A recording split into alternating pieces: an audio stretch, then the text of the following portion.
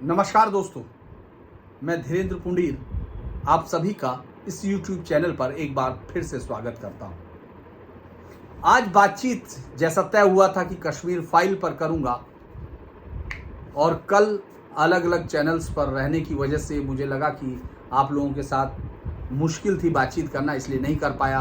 पहले अलग अलग फॉर्मेट पर अलग अलग सीनियर पत्रकारों के साथ में अलग अलग लाइव पर था, लिहाजा आपके साथ बात नहीं हो पाई। और आज कश्मीर फाइल पर बात करनी थी, लेकिन आज एक ऐसा मसला आया, मुझे लगता है कि जो आने वाले टाइम में इस देश की राजनीति को एक बार फिर से डिसाइड कर देगा। सिर्फ राजनीति नहीं, इस देश का भविष्य भी उससे तय होगा, क्योंकि शाहबानो, सायरा बानो और अब ये शायरा, माफ कीजिएगा, वो केस एक के बाद एक लोगों के जहन में है और हम लोग एनटीसीए प्रोटेस्ट से लेकर तमाम चीजें देख रहे हैं।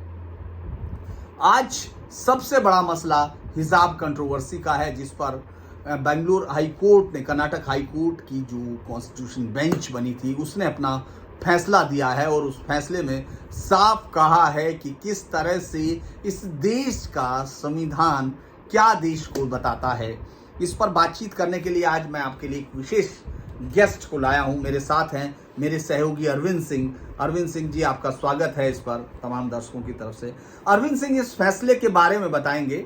मैं इस फैसले के बाकी तमाम चीजों पर गौर करूंगा और ये बताने की कोशिश करूंगा कि क्यों BR अम्बेडकर साहब कुछ ज्यादा सही भाष्य कर पाए। इस तमाम जो एक आइडियोलॉजी है जिसको हम बढ़ते हुए देख रहे हैं, जिस पर लगातार ये किया जा रहा है, और इस फैसले के बाद आपको तमाम लोगों के पास जाकर उनको समझना है।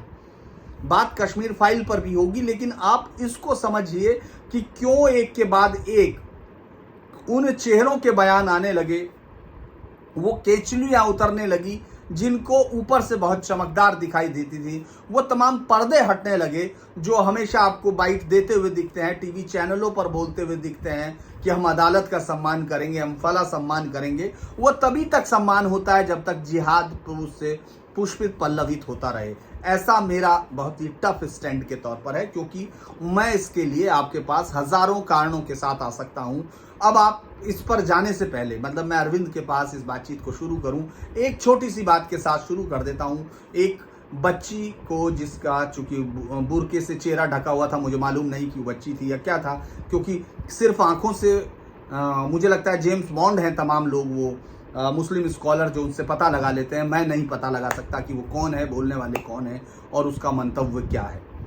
इस पूरे मसले पर, इस घटना के आने से पहले एक फिल्म रिलीज होती है, उस पर एक के बाद एक लोग टूट पड़ते हैं। उससे पहले भोपाल में मुस्लिम आतंकी अरेस्ट होते हैं, संदिग्ध JMB के, जो एक स्लीपर सेल बनाने आए थे। उसके बाद ATS छापा मारती है सहारनपुर के देवबंद में, वही देवबंद जिसको इस्लामिक मदरसों की दुनिया में सबसे नायाब मदरसा माना जाता है, जिससे निकले तालिब, जो तालिबान बने, जिससे निकले जिन्होंने हिंदुस्तान को इतने घाव दिए कि उनका गणना करना मुश्किल है।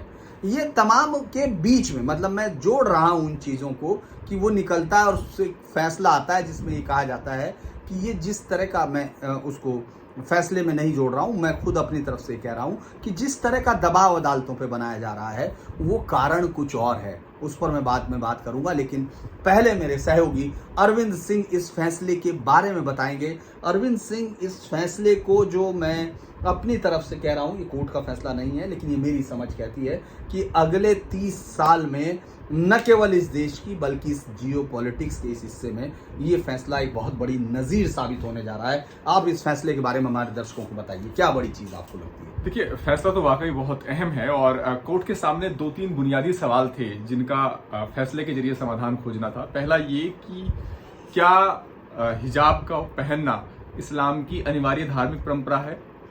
दूसरा सवाल कोर्ट के सामने ये था कि क्या अगर स्कूल ड्रेस के जरिए एक वाजिब प्रतिबंध लगाया जा सकता है जिसमें हिजाब पहनने से मना किया जा सके। और तीसरा ये था कि सरकार का जो आदेश था 5 फरवरी का, उसकी वैधता को चुनौती दी गई थी। ये कहा गया था कि वो मनमाना है, उस पर कोर्ट को फैसला लेना था। इसके अलावा एक और मांग भी की गई थी याचिकाकर्ताओं की तरफ से कि जिन्होंने ये सारा कुछ एक्शन लिया है उनके खिलाफ भी कार्रवाई की जाए। कोर्ट ने सबसे पहले अपना 129 पेज का जो फैसला है उसमें सिलसिलेवार तरीके से इन तमाम सवालों को एड्रेस किया है। पहला सवाल ये था कि क्या हिजाब पहनना इस्लाम का एसेंशियल पार्ट है या नहीं। हालांकि जिरह के दौरान भी जो याचिकाकर्ता के वकील हैं वो कोर्ट के एक सवाल के जवाब में इस बात को मान चुके थे कि वो इंटीग्रल पार्ट नहीं है। अगर हम ये इंटीग्रल पार्ट की जो बहस है ये इसलिए जरूरी है क्योंकि सुप्रीम कोर्ट के अगर हम पुराने फैसलों को देखें तो सुप्रीम कोर्ट किसी भी धार्मिक परंपरा का जब सवाल आया, खासतौर से 1954 के बाद जब शिरूर मठ वाले केस में कोर्ट ने यह तय किया कि इंटीग्रल पार्ट को कैसे डिफाइन किया जाए, उसके बाद से जो कोर्ट के फैसले हैं वो इसी आलोक में दिए जाते हैं। सबसे पहले यही देखा जाता है किसी भी धार्मिक परंपरा का कि वो इंटीग्रल पार्ट है या नहीं। कोर्ट ने यहां पर साफ कहा कि इंटीग्रल पार्ट नहीं है। ये रिकमेंडेशन हो सकती है कुरान के अंदर, लेकिन ये मैंडेटरी नहीं है। कुरान की कई जो आयतें हैं, कुरान की जो कई सूरा है उनका अल नूर और अल अहज़ाब इनका जो उनका हवाला दिया गया, कहा गया कि हिजाब न पहनने की वजह से कोई दंडात्मक प्रावधान नहीं है, तो इसलिए ये नहीं कहा जा सकता कि कुरान भी मान रही है कि मैंडेटरी है। एक बड़ा सवाल जो था वो ये था कि आर्टिकल 25 को कोर्ट ने बहुत बखूबी इसमें डिफाइन किया है। आर्टिकल 25 के बारे में भी जरा बता दीजिए, क्योंकि बहुत सारे दर्शक, हम आर्टिकल 25 को क्या कहते हैं? देखिए, आम भाषा में देखा जाए तो धार्मिक स्वतंत्रता का अधिकार है, अपने धर्म के प्रचार प्रसार का जो अधिकार है वो 25 के अंतर्गत गवर्न होता है। 26 के तहत उसके लिए धार्मिक संस्थाएं बनाने का हक है एक भारत के नागरिक को। यहां पर सवाल ये उठाया गया था कि हिजाब को पर अगर पाबंदी लगती है तो वो एक तो धार्मिक स्वतंत्रता के अधिकार का हनन है, ये कहा गया था। दूसरा ये कहा गया था कि आर्टिकल 19 जो है, जो अभिव्यक्ति की आजादी की बात करता है, उसके जो अलग अलग पार्ट है उसमें इस बात का भी जिक्र होता है कि खाना क्या हो, पहनावा क्या हो, इसकी भी एक चॉइस की इजाजत है, संविधान देता है। ये इसका उल्लंघन माना गया था। ये भी तर्क दिया गया था कि आर्टिकल 21 के साथ चूंकि गरिमा के साथ जीने का अधिकार है तो ये उसका भी हनन है, और आर्टिकल 25 का भी उल्लंघन बताया गया था, याचिकाकर्ताओं का ये कहना था। यहां पर कोर्ट ने माना कि जो इंडिविजुअल चॉइस है वो एक स्कूल के ड्रेस कोड पर डोमिनेट नहीं कर सकती। कोर्ट ने माना कि जो ड्रेस कोड है, चूंकि यहां पर यह भी देखना है कि जितने मूल अधिकार हैं ये एब्सोल्यूट मूल अधिकार एब्सोल्यूट नहीं है। इन पर रीजनेबल रिस्ट्रिक्शन या वाजिब प्रतिबंध लगाए जा सकते हैं मौके के हिसाब से। मैं थोड़ा सा इसको क्लियर कर दूं, इस देश में आप इस तरह की बहस आप ऐसे पत्रकारों से, जिन लोगों ने ठेका लिया हुआ है कि वो देश के लिए जो भी काम होगा उसके खिलाफ खड़े होंगे, क्योंकि उनको अंग्रेजी मीडिया से जिंदा रहना है या उनको नफरत में जिंदा रहना है, इस देश के खिलाफ खड़े होना है, वो हमेशा सबसे पहला जोर आपको देंगे कि आर्टिकल 25 हमको देता है, आर्टिकल 25 हमको देता है। ये धार्मिक स्वतंत्रता का एक ऐसा दस्तावेज है जो दुनिया में इस देश को नायाब देश बनाता है। जो देश टुकड़ों में बटा हो, धर्म के आधार पर बटा हो, जिस धर्म ने बांटा हो उसको भी उतनी ताकत दी गई जो इस धर्म को बचा, जो इस देश के साथ खड़ा रहा था। अब आप आर्टिकल 25 के बारे में बताइए लोगों। तो मैं वही कह रहा था कि कोई भी मूल अधिकार वो एब्सोल्यूट नहीं है, उसके वाजिब उस पर प्रतिबंध लगाए जा सकते हैं, और अगर उसका हनन होता है तो उसके लिए भी कानून है। मसलन अगर धार्मिक आर्टिकल 19 के तहत आप संगठन बना सकते हैं, है ना, लेकिन आप कोई ऐसा संगठन नहीं बना सकते जो कि आतंकवादी, मतलब आप सी नहीं बना सकते, ISIS नहीं बना सकते, जिसको बनाने की कोशिश लगातार देश में चल रही है। तो हर जो आर्टिकल के तहत जो मूल अधिकार है उसकी सीमाएं हैं अपने आप। यहां पर कोर्ट ने माना कि जो आजादी देता है पहनावे की, उस पर एक वाजिब प्रतिबंध है ड्रेस कोड। यहां पर कोर्ट ने एक बात को और रेखांकित किया है, वो ये कि इस बात को समझने की जरूरत है कि अगर सार्वजनिक जगह पर हिजाब पहना जाता है, उस पर प्रतिबंध लगता है, तो वो उस पर तो इस बात को लेकर के बहस हो सकती है कि क्या वो अभिव्यक्ति की आजादी या आर्टिकल 21 का उल्लंघन है या नहीं है, उसका उल्लंघन है या नहीं है।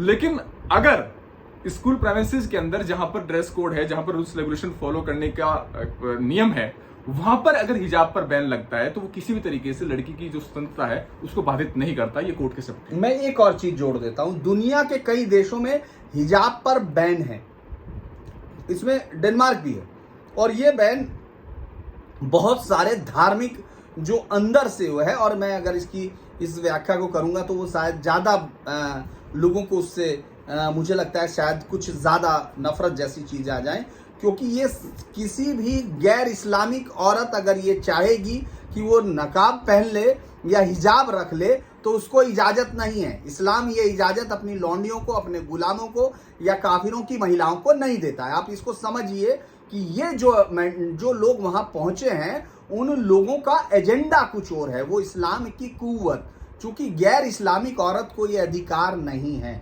इसीलिए आप इसको ये मत समझिए, इतने मासूम उसमें मत जाइए कि ये बहुत मासूमियत से अपने अधिकारों की रक्षा की जा रही, नहीं। ये इस देश के संविधान पर शरिया का रंग चढ़ाने की कोशिश है और वो सब अब कई लोगों के बयानों में आया भी है। अरविंद, एक इसके फैसले के कुछ और इम्पोर्टेंट पॉइंट जो आपको लगता है, क्योंकि बाबा भीमराव साहब अंबेडकर का भी आपने देखा होगा मीम भीम या तमाम सीए या इन तमाम प्रोटेस्ट में जो इस बात की बार बार लगातार तायीद कर रहे हैं, क्योंकि बांग्लादेश में अभी जिस तरह से आपने देखा होगा भीड़ ने बयान दिए और कत्ल की बातें की और हिंदुओं को, अभी कुछ दिन पहले जब वो मसला आया सामने, आपने देखा होगा हिजाब वाले के बाद बांग्लादेश में हजारों लाखों मुसलमानों की भीड़ ने खड़े होकर हिंदुओं को काट डालने की बातें की और वो ये बताती है कि सीए कितना जरूरी था। अब आप ये मुझे बता सकते हैं बाबा भीमराव साहब अंबेडकर का अदालत ने क्या जिक्र किया? थोड़ा आवाज आपकी हम लोगों का माइक नहीं है इसलिए हमको इस पर तेज आवाज लेनी। तो कोर्ट ने अपने फैसले में बाबा भीमराव अंबेडकर की जो टिप्पणी है उसका जिक्र किया है। संविधान सभा में जो बहस हुई उसका जिक्र किया और कहा कि कैसे उन्होंने इस बात को कहा कि पर्दा या हिजाब जैसी जो परंपरा है वो महिलाओं की आजादी में एक बाधक है। तो कोर्ट ने कहा कि अगर ड्रेस कोड होता है तो ये एक यूनिफॉर्मिटी की तरफ एक कदम है, महिलाओं की प्रगति की दिशा में एक अहम कदम है। कोर्ट ने यह भी कहा कि भाई स्कूल कॉलेज में जो बच्चे आते हैं वो अलग अलग फेथ से आते हैं, अलग अलग धर्म को मानने वाले आते हैं, उनके बीच में एक रूपता हो, उनके बीच में यूनिफॉर्मिटी हो। इसके लिए जरूरी है कि ऐसे ड्रेस कोड बनाने की इजाजत हो जो तमाम धार्मिक प्रतिबंधों से मुक्त हो। यहां पर एक सवाल यह भी था याचिकाकर्ता की तरफ से उठाया गया था, उनका यह कहना था कि ऐसा भी प्रावधान किया जा सकता है कि उस कलर का हिजाब पहनने की इजाजत हो जिस कलर की स्कूल की ड्रेस है। कोर्ट ने कहा कि इसकी भी इजाजत देना ठीक नहीं रहेगा, क्योंकि जो एक ड्रेस कोड का मकसद होता है कि आप अपने धार्मिक विश्वास से ऊपर उठ करके एक साथ एक सूत्र में बंध करके शिक्षा ग्रहण करें, उस ड्रेस कोड के मकसद को ये निरर्थक साबित कर देगा, उसका कोई मतलब रह नहीं जाएगा। तो इन सब बातों को कोर्ट ने कहा, जिसका आप जिक्र कर रहे थे, कोर्ट ने इस पर भी बोला कि ये हम इस बात से बहुत हताश है कि जब ये सत्र चल रहा है इस दरमियान अचानक से इस पूरे मामले को उठाया जाता है। और कोर्ट ने इसके लिए शब्द इस्तेमाल किया कि इनविजिबल यानी अदृश्य ताकतों का जिक्र किया कि जिनका एक एजेंडा है इस मसले को लेकर के। हालांकि कोर्ट ने कहा कि ये काम तो पुलिस को करना है, पुलिस ने हमें दस्तावेज दिए हैं, पुलिस के रिकॉर्ड को हमने देखा है और हम उम्मीद करते हैं कि पुलिस तेजी से जांच करे और जो इस मामले में गुनहगार हैं उनको कानून के दायरे में लाया जाए। ये बहुत अहम बात है, मैं आपको बीच में रोक रहा हूं, माफी चाहूंगा, चूंकि आप ये समझिए कि कब पर हिजाब की कहानी आती है लोग इसको उलट समझते रहे। बहुत सारे लोगों ने, और खास तौर से वो तमाम पत्रकार जिन्होंने एक एजेंडे के साथ पूरी रिपोर्टिंग की थी चुनाव की उत्तर प्रदेश की, जिनके मुंह पर अभी ताला लगा हुआ है और उनके चेहरे नहीं दिख रहे हैं, वो जो तमाम चीज़ें आंधी और तमाम चीज़ों की बात कर रहे थे, बेरोजगार किसान, इन तरह की चीज़ों का इस्तेमाल वो सिर्फ एक जातिगत गठबंधनों को ताकत देने के लिए, अपने फायदे के लिए, वो फायदा बहुत सारी किस्मों का होगा, ये आप भी जानते हैं, हम लोग भी जानते हैं। और उन पत्रकारों की क्रेडिबिलिटी क्या रही है ये शायद आप लोग नहीं जानते, फील्ड के लोग जानते हैं। ये हिजाब कंट्रोवर्सी अचानक उभर कर आती है जब उत्तर प्रदेश के पहले दूसरे फेज का चुनाव होना है। मैं इस बात को उस समय भी आप लोगों से जिक्र किया था कि पहले दूसरे फेज में महिलाओं की और जो मुसलमान वोटर्स की तादाद है वो बहुत ज़्यादा है। और चूंकि जब हिजाब या नकाब, उसमें खैर सभी बुरके में थी, अगर वो महिलाएं आती हैं तो आपके पास ये कोई तरीका नहीं था कि आप उनको चेक करें, क्योंकि चेक करने पर वो हल्ला कर सकती थी। बेंगलोर में ये एक साजिश के साथ शुरू हुआ, खेल था शिमोगा के उस कॉलेज से, क्योंकि आप जब यहाँ इतना हल्ला कर सकते हैं, सड़कों पे उतर सकते हैं, कोर्टों में जाके लड़ सकते हैं, तो उस वक्त अगर कोई उनके जांच करने की बात करता, यानी जो बोगस वोटिंग है, जो तमाम वोटों का, और ये वोटों से साबित हो रहा है कि जितना परसेंटेज ऑफ वोट हाई हो रहा था उसमें, चूंकि अंदर, अगर आप चुनाव के अंदर की स्थिति समझे, आप सबने वोट दिया होगा जो हमारे लोग देख रहे हैं, वहां अंदर पुरुष पोलिंग एजेंट होते हैं, क्योंकि झगड़े की संभावना होती वहां महिलाएं नहीं दिखाई देती। तो पुरुष से आप उम्मीद नहीं कर सकते, क्योंकि जैसे ही आप कहेंगे तो वो इस्लामिक आदमी इस बात को बड़े आराम से कह सकता है। वो तो इस आइडिया के साथ वहां पहुंचा ही है कि आप हमारी महिलाओं का चेहरा देखने वाले कौन होते हैं, और आप बिना आंखों से इस देश में कोई आदमी आंखों से देख के और आधार कार्ड से मिलान कर लेगा तो उस महान आदमी को मैं बार बार सल्यूट करूंगा, और एक ही भी निकलेगा। पहले और दूसरे फेज में इस वोटिंग के लिए इस बुर्का और इस हिजाब की कहानी को जबरदस्ती लाया गया। ये मुझे लगता है कि कोर्ट ने साफ इशारा किया, मतलब उनका इशारा को इधर की तरफ नहीं था लेकिन एक साजिश की तरफ था। वो साजिश उस वक्त बाकी सब जगह लेकिन नहीं रची जा रही थी कि अमेरिका में कुछ हो रहा हो। यूपी में चुनाव हो रहे थे, यूपी के चुनाव हो रहे थे जिनके लिए पूरी ताकत के साथ मुसलमान वोटर एक तरफा वोट कर रहे थे, ध्रुवीकरण कर की तरफ, लेकिन उनको सहारा देने के लिए यानी फर्जी वोटिंग, ये मेरी समझ कहती है। मैं इसको एक एलिगेशन के तौर पर नहीं कह रहा हूं, लेकिन ये मेरी समझ कहती है कि उस वक्त ऐसी चीज अचानक आकर उठ जाए और उसका इतना हल्ला हो जाए और उसके बाद वो गायब हो गई। तीसरे चौथे फेज के बाद जब मुस्लिम तादाद खत्म हो जाती है, सेकंड फेज के बाद जो मुस्लिम जनसंख्या है वो 7वें में जाकर पहुंचती है, उससे पहले वो खत्म हो जाती है। मैं फिर माफ कीजिएगा अरविंद, वहीं से शुरू करते हैं कि ये कोर्ट ने कहा। इसके अलावा आपको क्या लगता है कि हम लोग कुछ और बात करेंगे, लेकिन आप अपने फैसले में जो भी आपको और लग रहा है। देखिए, मुझे यही फैसले का इसका सार है कि जो 3 महत्वपूर्ण सवाल थे उनको कोर्ट ने एड्रेस किया, और अगर हम पुराने सुप्रीम कोर्ट के फैसलों की भी बात करें और उन सबको देखें कि धार्मिक परंपराओं को परखने का कोर्ट का क्या तरीका रहा है, आर्टिकल 25 के तहत दोनों तरह की धार्मिक परंपराएं आती हैं, वो भी जो इसेंशियल पार्ट है, जिनके बिना इंटीग्रल पार्ट का मतलब ये समझ लीजिए कि जिनके पालन न करने पर वो शख्स उस पर्टिकुलर धर्म का हिस्सा नहीं रह जाता, और इसके अलावा वो भी जो इंटीग्रल पार्ट नहीं है। दोनों के प्रोटेक्शन के लिए कोर्ट आया जा सकता है, ये संविधान आपको हक देता है। लेकिन इसमें बुनियादी सवाल ये है कि अगर इंटीग्रल पार्ट नहीं है और उसके अलावा 3-4 महत्वपूर्ण कसौटी हैं जिन पर कोर्ट परखता रहा है किसी भी धार्मिक परंपरा को, उसमें सबसे बड़ा है पब्लिक ऑर्डर, दूसरा है नैतिकता, तीसरा स्वास्थ्य, और इसके अलावा फंडामेंटल राइट का वायलेशन तो नहीं हो रहा है। कई सारे मुस्लिम समुदाय से जुड़े इशू आए हैं सुप्रीम कोर्ट में, जिनको कोर्ट ने इसी आधार पर परखा है। हालांकि उसको लेकर के एक ध्रुवीकरण और एक सांप्रदायिक माहौल बनाने की कोशिश होती रही, वो एक अलग बहस है। लेकिन जब ट्रिपल तलाक का मसला आया, कोर्ट ने कहा कि इंटीग्रल पार्ट नहीं है, और कोर्ट ने कहा कि ये जो है फंडामेंटल राइट का यहाँ मैं ये साफ कर दूं, माफ कीजिएगा दर्शकों को, कि 3 तलाक में तलाके बिद्दत को कहा गया। अभी भी 3 तलाक है, इस बीमारी से दूरी नहीं हुई है। मैं फिर आपको समझा दूं कि बहुत सारे लोगों को लगता होगा 3 तलाक बंद हो गया, ऐसा नहीं है।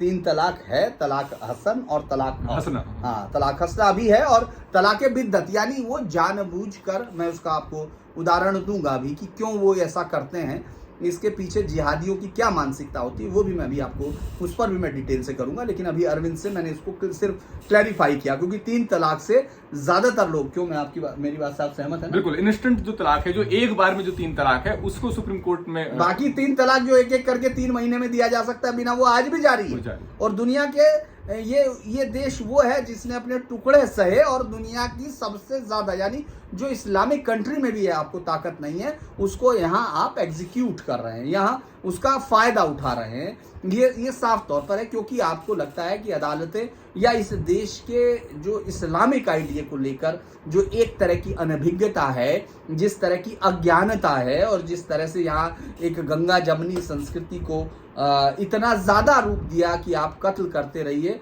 और चूंकि आपकी तलवार तेज ना हो, इस बात से हम लोगों को दुख होगा। गर्दन काटने में जो दर्द हुआ वो तलवार के तेज ना होने की वजह से, वह गर्दन काटना अपराध नहीं है। जी, आप 3 तलाक की बात कर रहे थे, या कुछ और उदाहरण? तो कई सारे ऐसे उदाहरण रहे हैं जिनको कोर्ट ने इसको, अगर इस पूरे मसले को देखा जाए तो कोर्ट ने इन तमाम जो कसौटी है उस पर किसी धार्मिक परंपरा को देखा है। मसलन आपको याद होगा कि आनंद मार्ग संप्रदाय वाला जब केस आया, जिसमें तांडव करते थे खोपड़ी और लेकर के, तो आनंद मार्ग कोर्ट ने माना कि ये पब्लिक ऑर्डर को बाधित कर सकता है, इसलिए कोर्ट ने उस पर रोक लगा दिया। जैन समुदाय का एक मसला आया, जिसमें जो संथारा जो एक परंपरा है, जिसमें व्यक्ति छोड़ देता है, ईश्वर के हवाले कर देता है, कोर्ट ने उसमें भी कहा कि उससे उनको ऐसा करने से रोक दिया। हरियाणा का एक मामला आया जिसमें ये सवाल उठा था कि पंचायत के चुनाव में इलेक्शन लड़ने के लिए 2 बच्चे होने चाहिए, जो एक शर्त लगाई गई थी। उसके खिलाफ मुस्लिम समुदाय की अपील आई, जिसमें कहा गया कि हमारे यहाँ तो 4 शादी की इजाजत है, उस पर भी कोर्ट ने इस बात को माना कि 4 शादी की इजाजत है, लेकिन 4 शादी होना मैंडेटरी नहीं है। तो इस आधार पर भी कोर्ट ने कहा कि आप इसके क्लेम नहीं कर सकते। एक सेना के अंदर एक मुस्लिम शख्स को जिसको निकाल दिया गया था दाढ़ी रखने की वजह से, उसको भी कोर्ट ने कहा कि नहीं, ये दाढ़ी रखना इस्लाम के अंदर इसेंशियल पार्ट नहीं है। यहाँ पर कुछ लोग इस बात से भी जोड़ते हैं कि जब मैं वापस आप ही के पास आ रहा था, उसी सवाल पे आ रहा था। लोगों ने इसी दौरान, बहस के दौरान भी हम लोगों ने देखा कि आखिर सिखों की पगड़ी पर क्यों पहुंच जाते हैं लोग पहुंचे, कड़े पर पहुंचे, कृपाण पर पहुंचे और पगड़ी पर पहुंचे। ये जो जोड़ है ये शरारतन है। मुझे लगता है कि उनको अच्छे से मालूम होगा, क्योंकि जिनके लॉयर इतने 3-3 दिन बहस करते रहे उनको अच्छे से मालूम होगा एसेंशियल पार्ट क्या है, इंटीग्रल पार्ट क्या है और रिकमेंडेशन क्या है, रिकमेंडेटरी क्या है और मैंडेटरी क्या है। मुझे लगता है उसके बारे में भी आप जरा डिटेल से बता पाए तो ज्यादा अच्छा होगा दर्शकों को। देखिए, इसका जवाब जो दोनों धर्म के जो धार्मिक दस्तावेज हैं उसमें भी है, कानून में भी है और अपने आसपास का जो हमारी एक सामाजिक परिवेश है, जो हम समाज को देखते आ रहे हैं, उसमें भी है। लेकिन पता नहीं क्यों लोग इन दोनों को एक साथ जोड़ने की कोशिश करते हैं, वो समझ से परे है। पहली बात तो ये कि केश जो है वो सिख धर्म का इंटीग्रल पार्ट है और ऐसा इंटीग्रल पार्ट है कि अगर केश नहीं है तो उसको सिख धर्म का सदस्य नहीं माना जा सकता। और यही वजह है कि मोटर व्हीकल एक्ट में भी, जहां पर किसी धर्म के अनुयायी को इस बात की इजाजत नहीं है कि अगर वो हेलमेट नहीं पहनता तो उसका चालान कटता है, लेकिन सिखों को पगड़ी पहनने की इजाजत है और सिख महिलाओं को भी बाद में अधिकार दिया गया कि वो बिना हेलमेट की यात्रा कर सकते हैं। तो मोटर व्हीकल एक्ट में भी सिखों को विशेष छूट है। आर्टिकल 33 जो इस बात की बात करता है कि सेना और जो पुलिस फोर्सेज हैं उसमें फंडामेंटल राइट्स जो होते हैं उनको कर्टेल किया जा सकता है कुछ हद तक। जैसे आपको याद होगा कि जो आर्मी में लोग रहते हैं, तैनात रहते हैं, वो सोशल मीडिया का इस्तेमाल नहीं कर सकते, वो इसी अधिकार का इस्तेमाल करते हुए वाजिब प्रतिबंध लगाए गए हैं।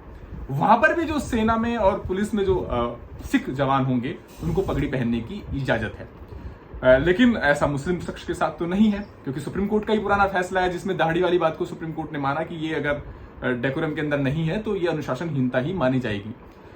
तो एक अहम बात यह भी है कि वोटर आईडी कार्ड हो या ऐसा पहचान पत्र, मसलन जिसका धीरेन्द्र जी जिक्र भी कर रहे थे, पासपोर्ट के, जहां पर आपको अपनी पहचान का खुलासा करना हो, वहां पर आपको फोटोग्राफ खिंचवाना पड़ेगा बिना बुरखे के, लेकिन सिख को पगड़ी पहन करके फोटो खिंचवाने की इजाजत है। और वैसे भी आइडेंटिटी डिस्क्लोज तो होती ही है पगड़ी में। तो पगड़ी की बहस को इसमें जानबूझ करके लाया गया। हमारा जो सामाजिक परिवेश है, हमारी जो धार्मिक मान्यताएं हैं दोनों धर्मों की, और जो कुछ इस देश का विधान रहा है, यहाँ तक कि कृपाण की भी इजाजत है आर्टिकल 25 के यहाँ तक कि आप अभी हम लोग कल फैसला वो देख रहे थे जो डीजीसी और बीसीएस ने क्या कि कोर्ट उसके अंदर भी एक निश्चित संख्या दी है, लेकिन प्लेन के अंदर जाकर भी कर्मचारी स्टाफ कृपाण के साथ जा सकता है। सुप्रीम कोर्ट जहां पर इस सब को लेकर के बहस होती है वहां पर भी आप एक छोटी कृपाण को लेकर के जा सकते हैं। तो इन सब की इजाजत तो है। इसके बावजूद भी बार बार इसको लाकर के सवालों के घेरे में खड़ा करना, मुझे लगता है कि चूंकि बुनियाद नहीं है, आधार नहीं है, कमजोर पड़ रही है, इस वजह से दोनों को रिलेट करने की कोशिश की जाती है। इसको एक शरारतपूर्ण कोशिश मानना चाहिए या नहीं, क्लैरिटी के साथ कि चूंकि वकीलों को मालूम होगा, उन्होंने अपने लोगों को भी बताया होगा, तब भी मालूम है। देखिए, बिल्कुल ये जो तुलना है वो बेतुकी है, बेमानी है, और निश्चित तौर पर जो तुलना करते हैं उनके जो मंशा है उस पर सवाल तो खड़े करती है। CFI अचानक जो इस फैसले के बाद, चूंकि इन सब चीज़ों पर मैं बोलता रहा हूं तो उस पर मैं बोलूंगा ही, लेकिन चूंकि अरविंद सिंह बहुत ही कोर्ट को बहुत अच्छे से समझते हैं और कोर्ट की लैंग्वेज में ही बात करते हैं, लेकिन क्या आपको लग नहीं रहा है कि आप हाई कोर्ट के फैसले के बाद इस तरह के बयान सुन रहे हैं, जिस तरह के झूठ और मक्कारी से भरी हुई खबरें की जा रही हैं, खानम टाइप जो मैं सुन रहा हूँ कि साहब बाहर घूम रहे हैं और वो महिलाओं को बैठा के पूछ रही है कि आप जो है अगर आप हिजाब पहन के बाहर जाती हैं तो घूमने पर रोक, तो उससे किसी को क्या दिक्कत है? क्या ये ऐसी कोई दिक्कत है या ये फर्जी जो बनाया जा रहा है? क्योंकि कोर्ट ने तो कुछ कहा नहीं इस बारे में। देखिए, बहुत साफ कोर्ट ने अपने फैसले में लिखा है कि महिलाओं की व्यक्तिगत आजादी का तो हनन का सवाल ही नहीं उठता इस फैसले से, क्योंकि हम पब्लिक स्पेस पर बैन कर ही नहीं रहे हैं। पब्लिक स्पेस पर बैन करने का ये मसला ही नहीं है। ये सिर्फ एक शैक्षणिक संस्थान के अंदर एक ड्रेस कोड है, उसका मसला है, उसके आलोक में ये पूरा फैसला हो रहा है। तो ऐसे में ये कह देना कि हिजाब को लेकर के बैन कर दिया गया है, हिजाब नहीं पहन सकते पब्लिक स्पेस पर, उसका मसला नहीं है। और अगर ऐसा दोनों को चीजों को एक साथ जोड़ने की कोशिश हो रही तो निश्चित तौर पर एक एजेंडा है, इससे बढ़कर इससे अलग कुछ है नहीं। क्योंकि हाईकोर्ट अपने फैसले में साफ साफ कह रहा है कि ये स्कूल परिसर के अंदर की बात है, जहां पर एक नियम है, एक रेगुलेशन है। और कोर्ट ने साफ कहा कि ये एक ऐसा वाजिब प्रतिबंध है जिससे छात्राएं इनकार नहीं कर सकती। यानी अगर आपको स्कूल के अंदर पढ़ना है, साफ है कोर्ट का, तो आपको ड्रेस कोड का पालन करना होगा। एक सवाल यह भी था कि जो सरकार का जो आदेश है वो मनमाना है, उसको भी कोर्ट ने माना कि वो मनमाना नहीं है, एक तरफा नहीं है, उसकी वैधता को भी कोर्ट ने सही ठहराया है। अब मामला सुप्रीम कोर्ट आएगा और मुझे लगता है कि फिर से बहस होगी इसको। देखिए, एक इस फैसले के जो दूरगामी परिणाम है, मैं इसलिए पूछ रहा हूं अरविंद, हो सकता है कि आपको लगे कोर्ट से आउटरीच है, लेकिन इस फैसले के दूरगामी परिणाम हो सकते हैं और होंगे, क्योंकि आज अब कोर्ट में आ गया है, सुप्रीम कोर्ट में जो हमारी जानकारी है कि उससे आया है, किसी ने फाइल करा। तो मुझे लगता है कि जो फैसला वहां से इसी तरह का आता है या इसको अपहेल्ड किया जाता है, तब इसके ये सबसे बड़े परिणाम होंगे कि जिस तरह की छूट की मांग आजकल सड़कों पर नमाज पढ़ लेना, कुछ भी कर देना, रास्ते रोक देना और उन तमाम चीज़ों को इसके साथ एक के बाद एक जो इस तरह की आंधी सी आने लगी, ये कोशिश है यूनिफॉर्म सिविल कोड को रोकने की। यानी एक ऐसी सरकार से उनको डर हुआ, जो सरकार, चूंकि कोर्ट लगातार दबाव बना रहे हैं, कोर्ट सरकार को कह रहे हैं, और ये एक अकेला मसला है जिस पर कोर्ट की बात ही नहीं सुन रही है। आपको लगता है इस फैसले के, चूंकि कोर्ट ने स्टेट को ये दिया है अधिकार कि वो चाहे तो वहां पहुंचा सकता है, यानी ये तय कर सकता है कि कोई बच्चा बिना ड्रेस के ना आए। ये बात आप इसके कितने यूनिफॉर्म सिविल कोड को लेकर के जो बहस है वो तो अपने आप में बहुत पुरानी है और सुप्रीम कोर्ट अपने कई फैसलों में कह चुका है, सरकार को इस बात के लिए ताकीद कर चुका है कि वो यूनिफॉर्म सिविल कोड की दिशा में बढ़े। 42 नीति निर्देशक जो तत्व है 44, उसमें जिक्र है कि उसमें नीति निर्देशक तत्व दरअसल बाध्यकारी नहीं होते सरकार को। लेकिन क्योंकि ये समझना जरूरी है कि नीति निर्देशक तत्वों में ये कहा गया है कि सरकार इस बात की कोशिश करे कि वो शराब का व्यापार ना हो, लेकिन कई सारे राज्यों में जो राजस्व का बड़ा जरिया है वो शराब ही है। तो लेकिन उसके जरिए एक ऐसे समाज की अपेक्षा की गई है कि जिसकी दिशा में सरकार को बढ़ना चाहिए। वहां पर साफ तौर पर कहा गया है कि यूनिफॉर्म सिविल कोड की दिशा में सरकार को बढ़ना चाहिए। इसको लेकर चर्चा पहले भी हुई थी संविधान सभा के दौरान भी, तब भी कुछ लोग इसके खिलाफ थे और इसी वजह से इसको सिर्फ नीति निर्देशक तत्वों में डाल दिया गया। बहरहाल ये मामला सुप्रीम कोर्ट कई बार अपने जजमेंट में कह चुका है। गोवा का उदाहरण भी दिया सुप्रीम कोर्ट ने और कहा कि वो अपने आप में एक साइनिंग स्टेट है कोर्ट का, कि ये जो है कि उससे सीखा जाना चाहिए। हाईकोर्ट में भी मामला चल रहा है, हाईकोर्ट में भी सरकार से पूछा गया है। सरकार का यह कहना है कि लॉ कमीशन के पास ये मामला पेंडिंग है विचार के लिए, तमाम स्टेक होल्डर से वो बात कर रहे हैं, उसके बाद हम कोई राय लेंगे। तो यूनिफॉर्म सिविल कोड को लेकर के सिर्फ पूर्ववर्ती सरकार ही नहीं, जो मौजूदा सरकार है, मुझे लगता है कि एक साफ स्टैंड लेने से वो बचते रहे हैं और वो अभी लॉ कमीशन के पास होने का मसला लेकर के कोर्ट में दलील रखते रहे हैं। लेकिन मुझे लगता है कि यूनिफॉर्म सिविल कोड अगर आता है तो इन तमाम जो सवाल जो उठते रहते हैं समय समय पर, उनका जवाब मिल सकता है। हालांकि वो कैसे लागू होगा उसकी अपने आप की एक जटिलताएं हैं, लेकिन सरकार को मुझे लगता है कि इसको लेकर के स्टैंड अपना क्लियर करना ही पड़ेगा आने वाले दिनों में। चूंकि सरकारों ने ये स्टैंड क्लियर नहीं किया, इसीलिए अब बहुत सारे ग्रुप इसके हक में खड़े हो गए हैं कि ये ना लागू हो, और इसमें बहुत सारे जो वेस्टेड इंटरेस्ट हैं वो एक साथ उस फंडामेंटलिस्ट ग्रुप के साथ खड़े हो गए, जिन पर ये जिम्मेदारी है, जो लगातार आज भी यहाँ सरिया आधारित समाज की बात करते हैं। इस देश ने एक बड़ा हिस्सा खोया, लाखों लोगों की जानें गई।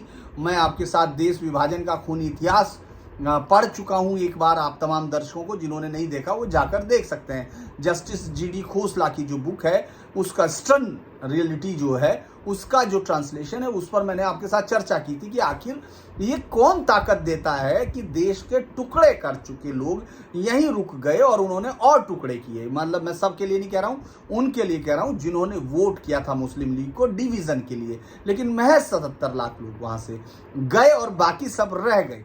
ये रिकॉर्ड्स हैं, ये रिकॉर्ड ये बताते हैं कि सावधान होने की जरूरत थी, नहीं हुए, क्योंकि वेस्टेड इंटरेस्ट, वोटिंग के राइट, ताकत हासिल करने की, एक सत्ता हासिल करने की बड़ी, मैं कुछ चीज उस पर जरूर पढ़ूंगा, क्योंकि बाबा BR अम्बेडकर साहब, भीमराव साहेब अम्बेडकर जो हैं, उनकी जो किताब है ये आपको दिख रही होगी, इसको आप सब लोग पढ़ सकते हैं जिनको भी देखना हो। मैं कुछ चीजें पढ़ देता हूं।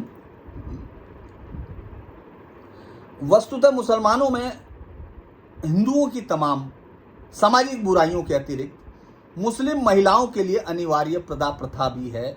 प्रथा के परिणाम स्वरूप मुस्लिम जैसी महिलाओं का अलगाव इतना पुख्ता है कि महिलाओं से बुर्के में आने की अपेक्षा की जाती है। उनका बाहर के कमरों, बरामदों और बगीचों में प्रवेश न होने पाए, इसलिए उनका निवास मकान के पिछले भाग में होता है। सभी महिलाओं का, चाहे वे जवान हो या वृद्धा, एक ही कमरे में रहना पड़ता है। कोई भी पुरुष नौकर उनकी उपस्थिति में काम नहीं कर सकता। महिला को अपने पुत्रों, भाइयों, पिता, चाचा, पति के अलावा किसी ऐसे जिन नज़दीकी रिश्तेदार मुसलमानों को देखने की अनुमति है, उनमें से कोई विश्वास पात्र होने पर ही घर में प्रवेश कर पाता है। वह इबादत के लिए मस्जिद नहीं जा सकती। वो जब भी बाहर जाना हो बुर्का ओढ़कर जा सकती है। ऐसी पृथकता का मुस्लिम महिलाओं के स्वास्थ्य पर बुरा प्रभाव पड़े बिना नहीं रह सकता। ये तमाम चीज़ों के साथ तो है ही, पर्दा प्रथा के कारण मुस्लिम महिलाओं का मानसिक और नैतिक विकास नहीं हो पाता और स्वस्थ सामाजिक जीवन से वंचित रहने से उनमें अनैतिकता की प्रवृत्ति आ जाती है। बाहरी दुनिया से पूर्णतः अलग थलग रहने के कारण उनका ध्यान तुच्छ पारिवारिक झगड़ों में ही उलझा रहता है। इसका परिणाम संकीर्ण सूझ, संकुचित दृष्टिकोण के सामने आता है। पर्दे पर का शारीरिक और बौद्धिक प्रभाव भौतिक के प्रभाव के मुकाबले काफ़ी कम पड़ता है। मैं इस पर बहुत ज़्यादा अगर मैं पढ़ूंगा तो आपको शायद बहुत ही ज़्यादा अजीब लगेगा, लेकिन पर्दे वाली महिलाएं प्राय डरपोक, निस्सहाय, शर्मीली और जीवन में किसी भी प्रकार का संघर्ष करने के लिए अयोग्य हो जाती हैं। ये डॉक्टर बाबा साहेब भीमराव अंबेडकर साहब का है, मेरा कुछ भी इसमें जुड़ा हुआ नहीं है। आप ये सोच सकते हैं कि जब ये इस्तेमाल करते हैं, ये जिहाद का एक बड़ा छिपा हुआ रूप है जिसको मैं हिंदुस्तान में अब अलग तरीके से देखता हूँ। वो अपने लिए सहारा लेते हैं। वो कभी बाबा भीमराव साहेब अंबेडकर का उतना हिस्सा जितने की उनको इस्तेमाल है, बाकी को भुला देंगे। आपको ओवैसी उसी का नाम लेते हुए दिखेंगे, या फिर आपको मुस्लिम वोटर्स, कभी कभी आपको याद होगा, मुझे वो बाइट बहुत हमेशा तक याद रहती है जो जहाँ से ओवैसी की पार्टी जीती बिहार में, जब एक सेकुलर चैनल ने मुंह पर माइक लगाया और कहा कि आप किसको वोट देंगे, तो उन्होंने कहा यहाँ हम ओवैसी को जिता सकते हैं। जब हम अपने को जिता सकते हैं तो हमको किसी गैर मुस्लिम को वोट देने की ताकत, वो ज़रूरत नहीं है। जहां हम लोग अपने लोगों को जिता नहीं सकते वहां हम सेकुलर पार्टी को वोट देंगे। यानी ये इस्तेमाल की जो प्रवृत्ति है, और चूंकि मदरसे में जा सकती हैं आप, मदरसे में नहीं जाना है आपको, मदरसे में नहीं जाना है और आपको सरकारी शिक्षा, और चूंकि पर्दा आप इसलिए करने नहीं गई हैं, आप इसको एक बार फिर समझिए कि पर्दा आप इसलिए नहीं कर रहे हैं कि आपको पर्दा करके अपने उसको पर्दा इसलिए किया जा रहा है क्योंकि गैर मुस्लिम औरतों से आपको अलग देखा जा सके, और उसका कारण आपको बहुत मिलता है। ऑपरेशन रोमियो स्क्वाड जिसकी ज़रूरत उत्तर प्रदेश में पड़ी, इस बार योगी आदित्यनाथ की जीत के पीछे जो सबसे बड़ा कारण महिला वोट मानी जाती है, उसके लिए इस मानसिकता, जो जिहाद की मानसिकता रहती है दिमाग में, क्योंकि आपको मुस्लिम महिलाओं को अलग दिखाना है, आपको मुस्लिम लड़की को अलग दिखाना है। ये पहचान किसके लिए है?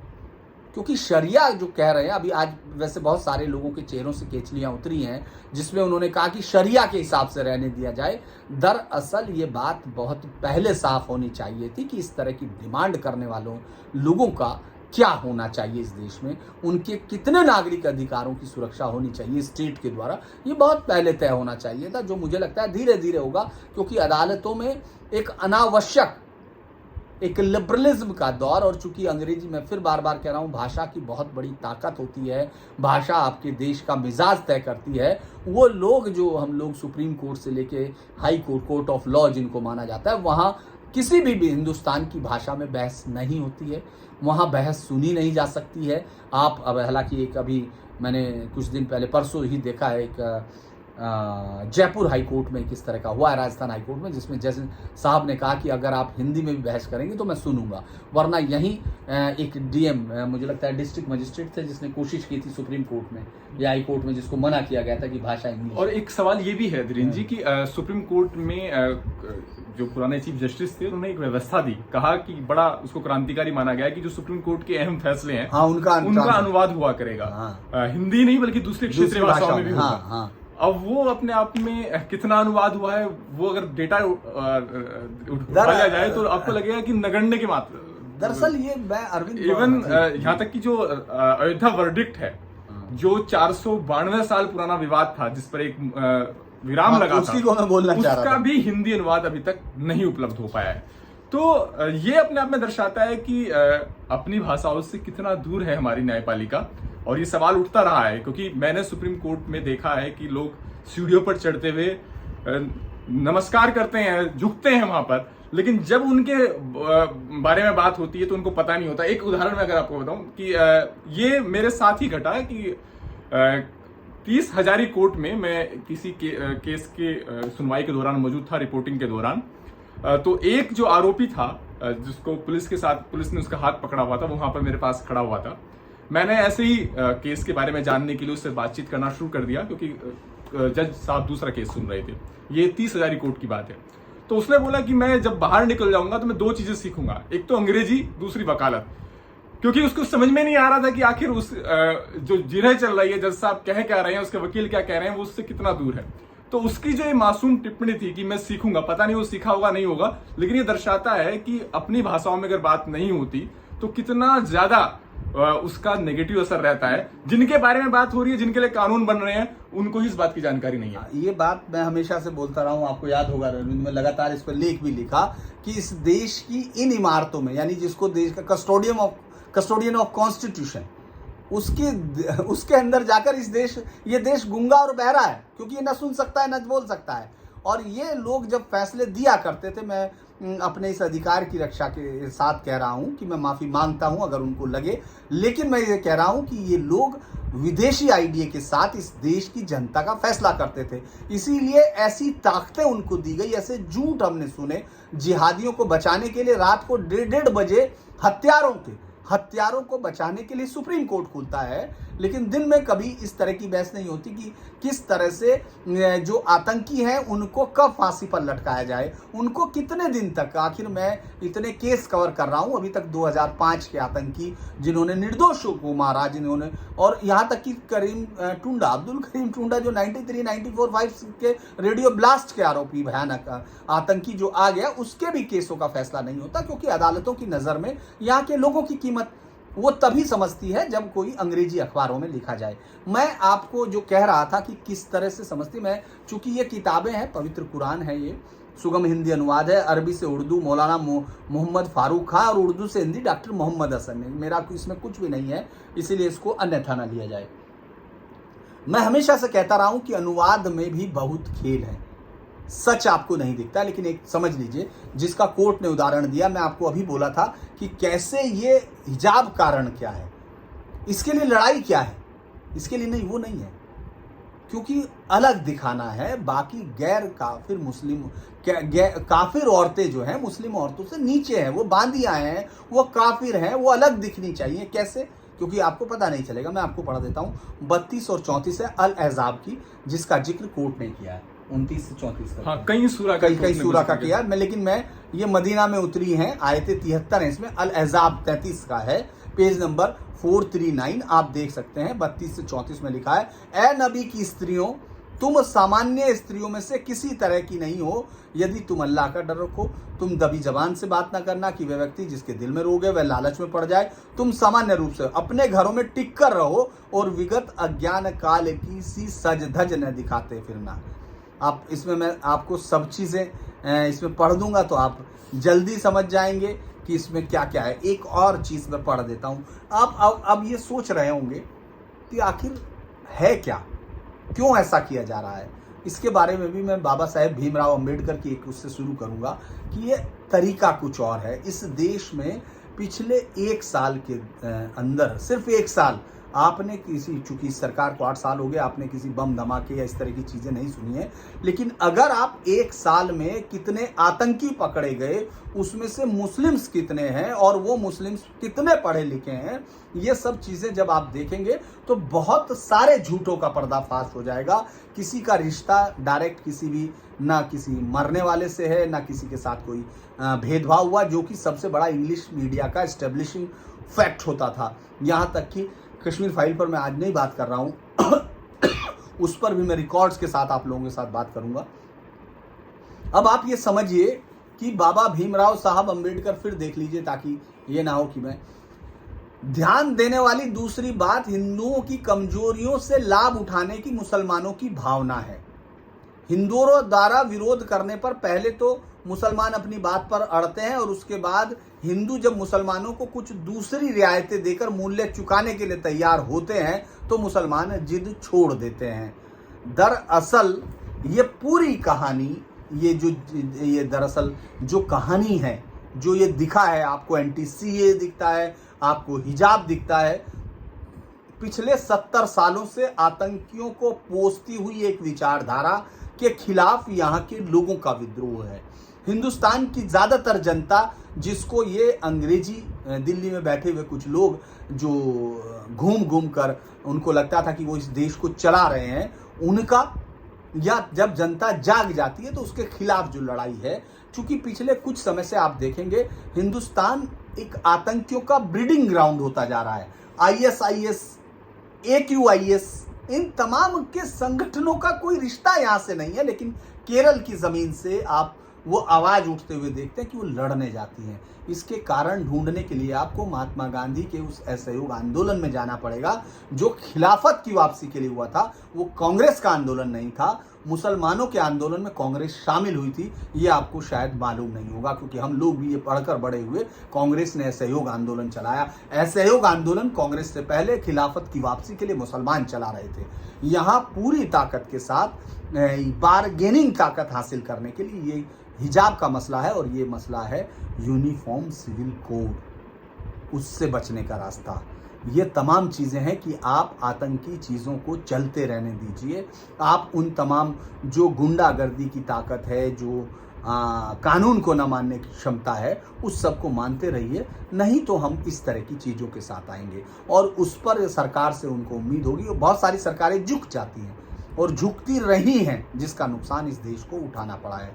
मुझे लगता है कि आज के लिए हम लोग इतने पर बात करते हैं, लेकिन कल जब मैं कश्मीर फाइल पर बात करूंगा तो देखना मत भूलिए, क्योंकि कश्मीर फाइल पर जो मैंने जिस 2007 से कश्मीर को कवर किया है, वो आर्टिकल्स मौजूद हैं, आपको मेरी फेसबुक पर भी जाकर मिल सकते हैं। लेकिन आज के लिए मैं इसको यहीं करता हूँ, ये कहते हुए कि बहुत सारे जिहादियों के चेहरे से हिजाब हट गया।